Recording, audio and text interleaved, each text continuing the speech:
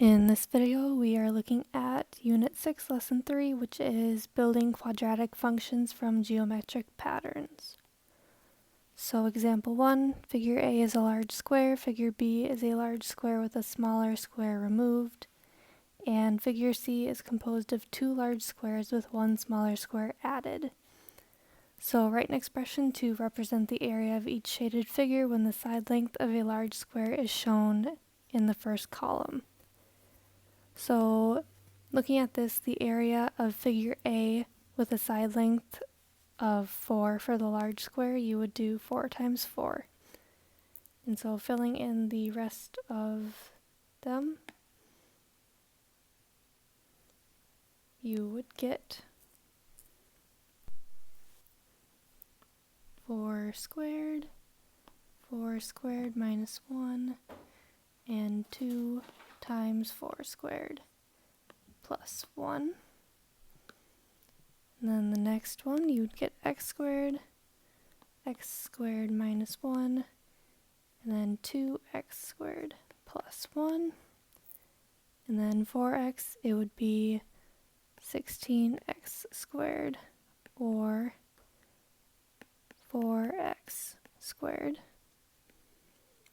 And then the next one would be 16x squared minus 1, because 4x squared is 16x squared. And then the next one, you would get 2 times 16x squared plus 1, or 32x squared plus 1. And then for the bottom one, you would get x plus 3 squared, and then x plus 3 squared minus 1, and 2x plus 3 squared plus 1.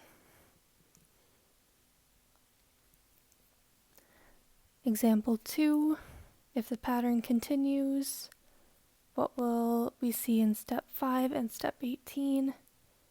And so step 5, this would be a 5 by 5, and then adding squares on the outside. And then step 18, it would be an 18 by 18 square with blocks on the corners. And then B, how many small squares are in each of these steps? Step 5 would have 29 because it is 5 squared plus 4. And then step 18 would have 328 because 18 squared plus 4. Number 2, write an equation to represent the relationship. It would be y equals n squared plus 4, because you are taking the step squared and then you're adding 4, which would be 1 on each corner.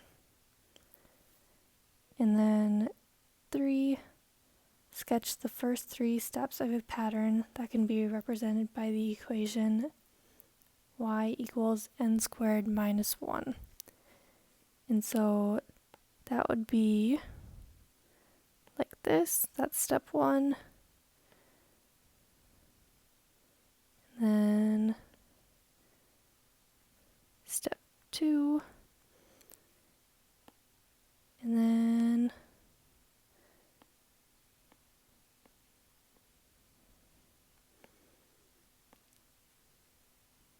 there would be your step 3. So you're always missing 1 in this corner. Looking at example 3, sketch the next step in the pattern. And so doing this, you would have 6 tall and 4 wide, because each time you are adding 1 to the top, and then you're adding a whole nother column. And so number 2, Kieran says that the pattern is growing linearly because as the step number goes up by 1, the number of rows and the number of columns also increase by 1. Do you agree? So she's correct that the number of rows and columns each grow by 1, but the total number of squares does not increase by the same amount from step to step, so it does not grow linearly. And then number 3, Diego's expression n times the quantity n plus 2 is correct because there are n columns and n plus 2 rows of small squares in step n. And then Jada's expression is also correct because the n times the quantity n plus 2 array of small squares can be divided into an n by n square and an n by 2 rectangle. Okay, and then just a short summary. Sometimes a quadratic relationship can be expressed without using a squared term. And so looking at these patterns, from the first 3 steps we can see that both the length and the width of the rectangle increase by 1 at each step. And step 1 is a 1 by 2 rectangle, step 2 is a 2 by 3, and step 3 is a 3 by 4.